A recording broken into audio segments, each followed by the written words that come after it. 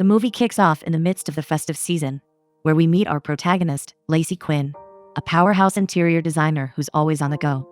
Lacey is a successful interior designer with a client list that spans the globe. As she effortlessly walks clients through a stunning home she designed, they are left in awe of her expertise. Back at the office, her partner, Roger Whistler, praises her as the driving force behind their company's impending success. Little does she know, a surprise celebration awaits her, complete with a room full of colleagues toasting to her triumph. The next day, they get the email that should bring them immense joy. Their biggest clients have finally signed off on their designs, but Lacey is not as pleased as she should be.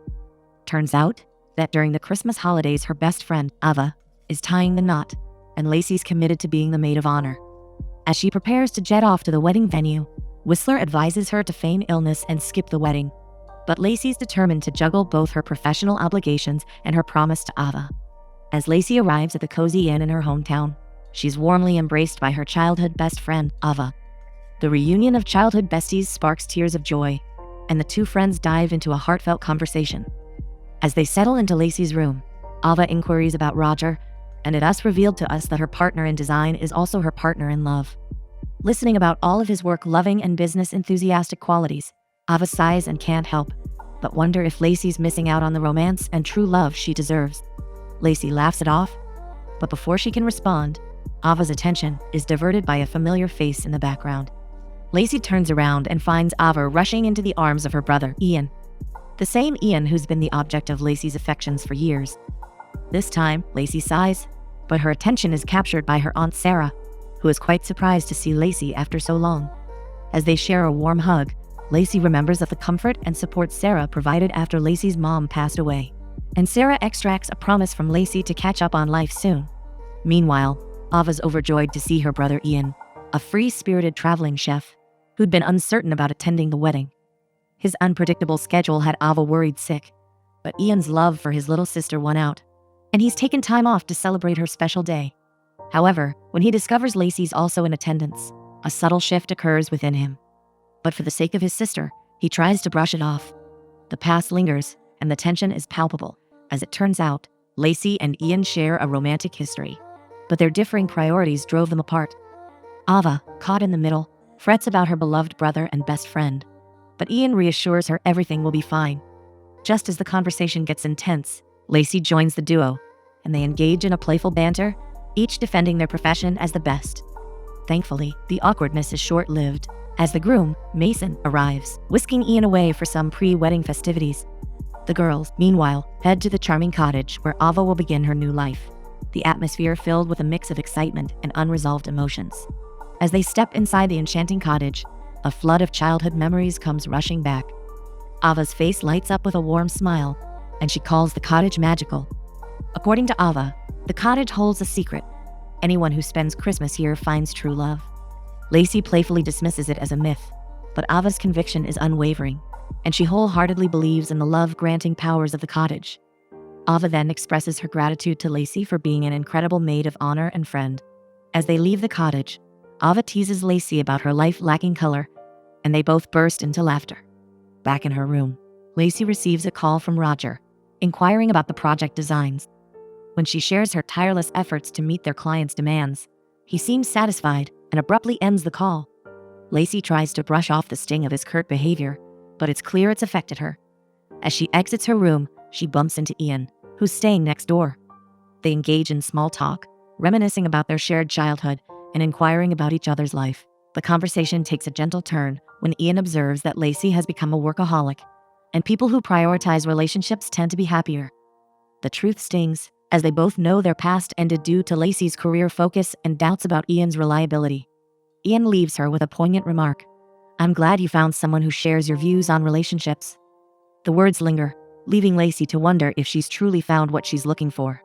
As the evening welcome party unfolds, the atmosphere is filled with joy and champagne toasts. Sarah raises her glass, sharing a heartfelt speech about the family cottage's enduring myth, that true love and happiness await those who believe. She fondly reminisces about her own 34-year marriage, which ended with her husband's passing, and expresses her confidence in Ava's unwavering faith in Christmas magic, leading her to a life of love and happiness. The room erupts in a warm toast to the couple, and the night is filled with laughter and merriment. However, Amidst the revelry, Lacey is spotted working diligently, her focus unwavering. But when Sarah approaches her, she takes a break, listening intently as Sarah expresses gratitude for her hard work. Despite her hectic schedule, she also gently reminds Lacey that the cottage decorations are not just another project, but a cherished family tradition. Lacey nods in agreement, and as she prepares to leave, Ava appears with the cottage keys in hand.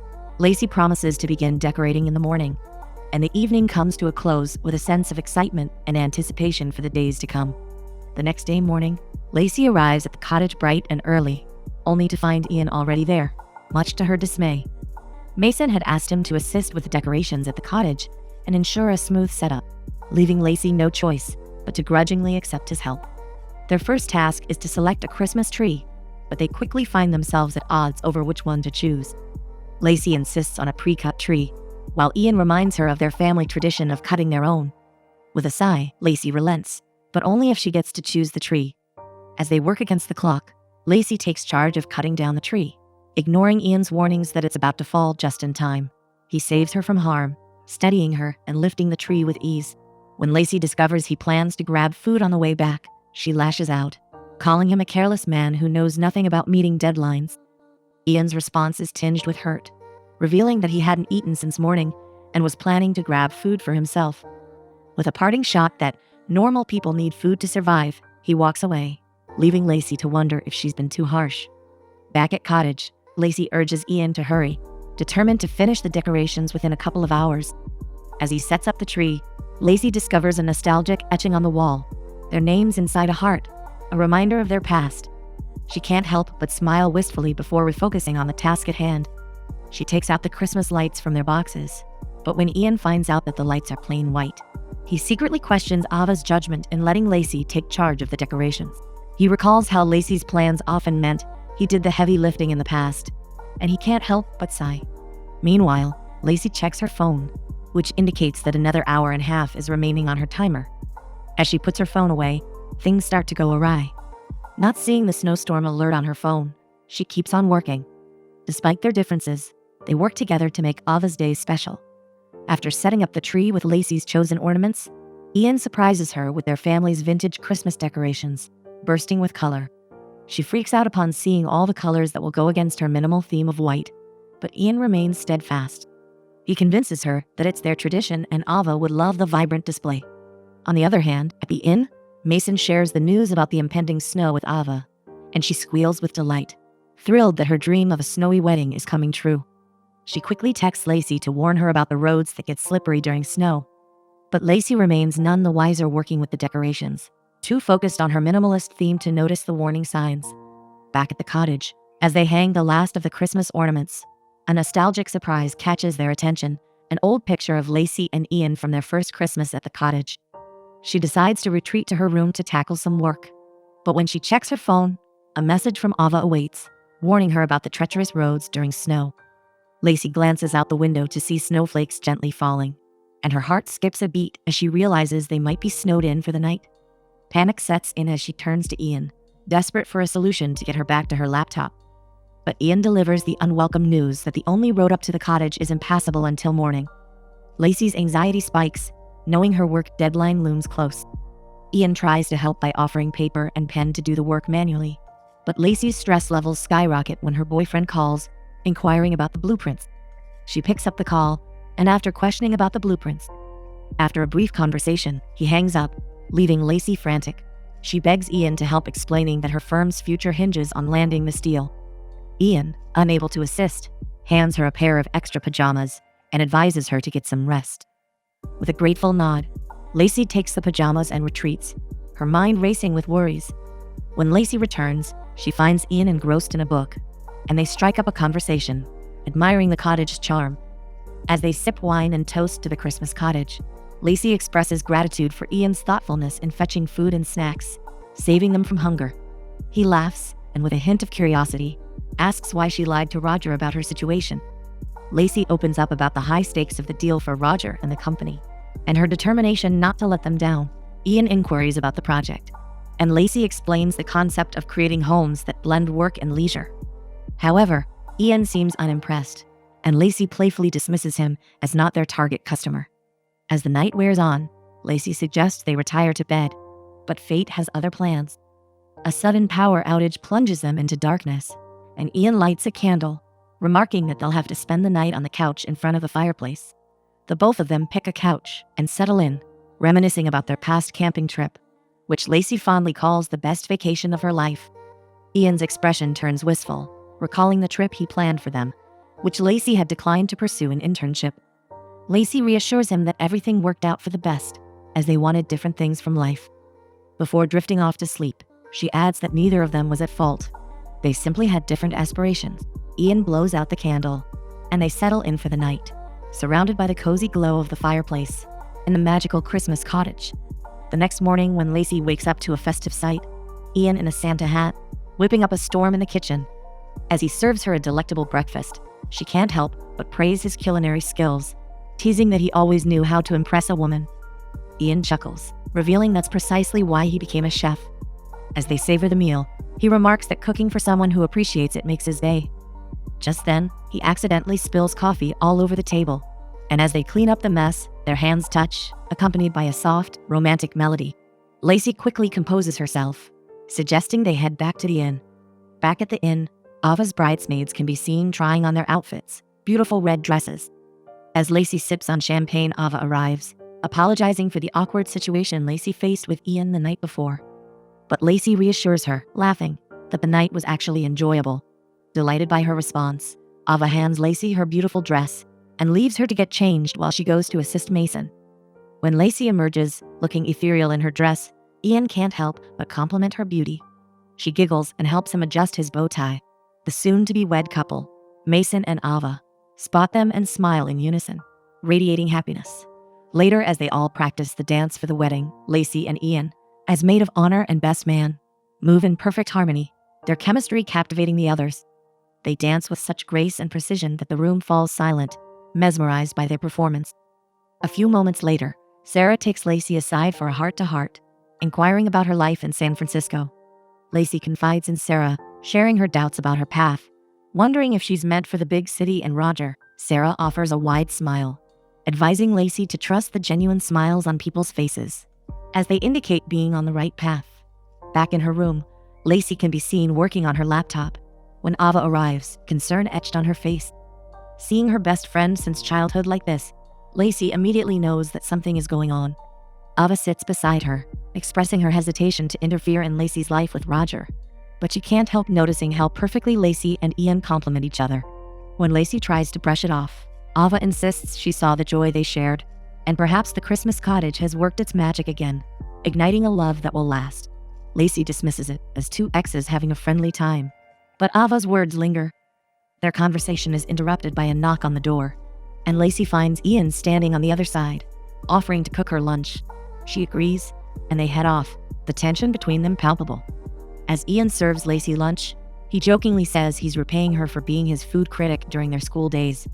She laughs, but as soon as she takes the first bite of the dish, her expression transforms into pure delight, and she moans in happiness. Seeing her so happy, Ian reveals a secret, sharing that he's missed Christmas celebrations with his family for years. But being back at their childhood haven has sparked a new desire to do something he never thought he would do. He confesses that he wants to finally settle down, and she gasps in surprise. He says that he wants to be closer to the people he loves, to open up his own place. But the thought of cooking the same 10 dishes for the rest of his life scares him. Inspired to help, Lacey pulls out her notebook and sketches a pop-up restaurant concept with a rotating menu, solving his culinary conundrum.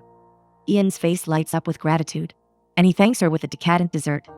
After lunch, they head to the cottage to finish decorating, stopping at the market to restock snacks. That's when they stumble upon a charming sign, "Make your own wreath." Excited, they join the festive fun, and a kind old lady guides them through the creative process. With their wreaths in hand, they continue to the cottage, their connection growing stronger with each passing moment. Once back at the inn, Lacey expressed her heartfelt gratitude to Ian for the wonderful time they shared, and he, with a charming smile, invited her to join him for the magical tree lighting ceremony in the town square. Lacey's face lit up with excitement as she accepted his invitation. But just as they were basking in the warmth of their rekindled connection, a surprise guest appeared, casting a shadow over their joy. Roger, Lacey's boyfriend, arrived earlier than expected, and her radiant smile faltered. Roger announced that he had a brainstorm for their upcoming presentation and wanted to discuss it with Lacey. As he strode towards the study, he called out to her to follow, leaving Ian standing alone, his eyes filled with a mix of understanding and concern. Lacey hesitated for a moment, then bid Ian to wait for her to finish decorating the cottage, and hurried after Roger, her heart sinking with every step. In the study, Roger revealed his plan to create intricate physical models of her designs, which would require even more of Lacey's time and effort. She tried to politely decline, but Roger's persuasive arguments won her over, and they began building the model together. After painstakingly completing it, Lacey added a small, delicate Christmas tree as a final flourish. However, Roger's disapproving gaze fell upon the tiny tree, and he deemed it out of theme. When Lacey persisted, he compromised by placing the tree outside in the yard, its twinkling lights a poignant reminder of their creative disagreement. Lacey sighed, feeling the design no longer resonated with her vision. Roger, seemingly unconcerned about her feelings, told her to take a break and even asked her to bring him a cup of coffee, his tone a stark contrast to Ian's gentle consideration. As Lacey stepped out of the cozy coffee shop, a sorrowful expression clouded her face. But then, her eyes met Ian's, and a radiant smile burst forth, illuminating the winter wonderland around them. It turned out that Ian had been shopping for stockings to fill with candy and hang in the cottage, a thoughtful gesture that delighted Lacey. She complimented his idea and agreed to help him the next morning. Just as she was about to leave, Ian reminded her of their plan for the night, the tree lighting ceremony. Lacey apologized, regretfully declining. But then Ava and Mason appeared, and Ava implored her to join them. Lacey relents, promising to try her best. Back at work, Lacey attempted to add more color to their model, but Roger disapproves, dismissing her new idea. When she mentioned the tree lighting, he scoffs, calling it a silly tradition. Lacey sighs and got up to leave, inviting him, but he commented on her strange behavior. She chooses not to respond and depart. Finally arriving at the tree lighting ceremony, Lacey rushes into Ava's arms, overjoyed to be reunited with her best friend. At this exact moment, Ian arrives with 3 hot chocolates, and he and Lacey share a warm, comforting drink. Seeing them like this, Ava whispers to Mason that her belief in the Christmas cottage is getting stronger. As the tree lights up, the group sang carols, their voices blending in harmony. Later, at the inn, they decide to practice their dance moves. While the others twirl and spin, Lacey and Ian sat at the bar, sipping cocktails and lost in conversation. As they talked, Lacey admitted that all the Christmases they spent together were her favorites. Their dance stops when Roger arrives, informing Lacey that their work is done, and he was thinking of having dinner. Ava invited them to join her and Mason at the fire pit for s'mores, and Roger agreed. Ian excused himself, not wanting to join them, leaving Lacey's heart heavy with sadness.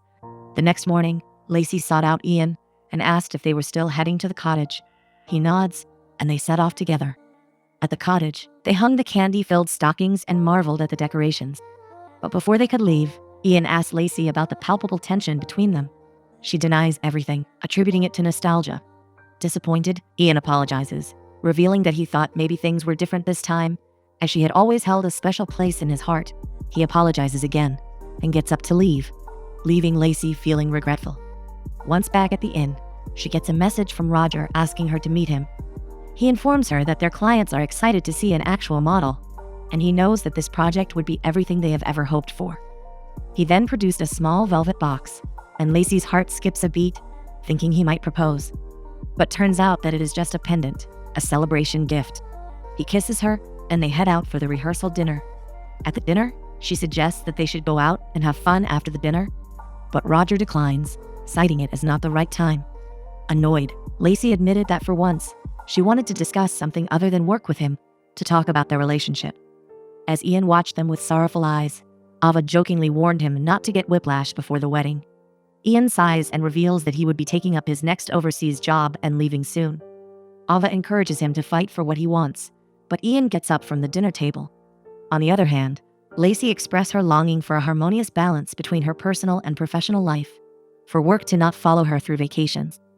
Roger cut her off mid-sentence, his words piercing the air like a sharp blade. He acknowledges her desire for a boundary between work and vacation, but his tone is laced with an unyielding determination, as if the mere suggestion of slowing down is an affront to their shared ambition. He promises to fulfill her wishes, but not now. As they get up to leave, Lacey's gaze fell upon the crumpled sketch of the pop-up restaurant she had designed with such passion and excitement. Her heart sank, wondering if Ian had discarded not only her dream, but also their shared memories. But ignoring her inner turmoil, Roger merely instructs her to leave it behind, along with her doubts, and focus on packing for their immediate departure after the wedding. She is surprised because she doesn't want to leave on the Christmas Eve, but he assures her that the planes would be empty and they would be easily able to get all the work done. Roger's promise of a belated Christmas celebration, replete with all the trimmings, rang hollow, but she acquiesces, her spirit wilting like a once vibrant flower. Later, while having hot chocolate with Ava, Lacey confides in her friend about their hasty exit plan. Ava listens intently, her eyes filled with concern, as Lacey reveals her inner turmoil. Despite their hard-won success, she feels an inexplicable emptiness, as if a vital part of her had been left behind. Ava gently probes whether Ian's return had stirred up long-dormant emotions, and Lacey hesitates, before admitting that his presence still brought her joy. Yet, she had rejected his proposal to rekindle their relationship, convincing herself that time and distance would validate her decision.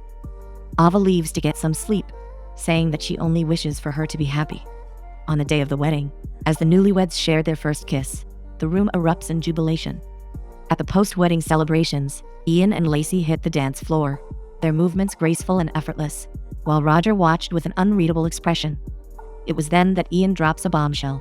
He was leaving the next day for his new job in Finland. Lacey's heart aches, but she remains silent, her emotions locked away like a secret treasure. After the dance, Ian took the microphone and delivered a heartfelt speech that resonated deep within Lacey's soul. His words painted a vivid picture of true love, and something inside her shifts, like the gentle rustling of leaves in an autumn breeze. As he speaks, Lacey's eyes met Ian's, and the connection was palpable, a spark reigniting a flame she thought had long been extinguished. When Ian finishes speaking, Lacey took the stage, her voice trembling with emotion.